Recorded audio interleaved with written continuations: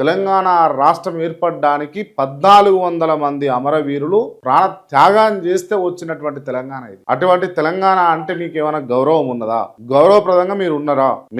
మీరు కూర్చున్నది కుర్చీలు ఏవైతే ఉన్నాయో కుర్చీలు కావు. తెలంగాణ రాష్ట్ర ముఖ్యమంత్రి అనే కుర్చీ, లేకపోతే తెలంగాణ రాష్ట్ర మంత్రివర్యులు అనే కుర్చీ, లేకపోతే తెలంగాణ రాష్ట్రం ఫలానా శాసనసభ నియోజకవర్గం అని చెప్పేసి మీరు కూర్చున్నటువంటి కుర్చీ అది కాదండి. తెలంగాణ అమరవీరుల పునాదుల మీద కూర్చున్నారు మీరు.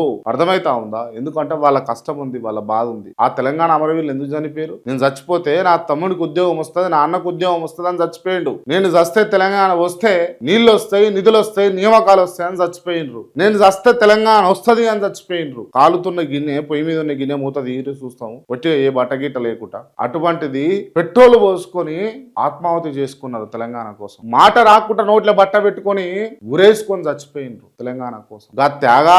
త్యాగాల ఫలితం ఈ తెలంగాణ. ఎటు తీసుకుపోతారు? ఏం చేద్దాం అనుకుంటున్నారు? దయచేసి నాణ్యమైన విద్య, నాణ్యమైన వైద్యం ఇవి ఇవ్వండి.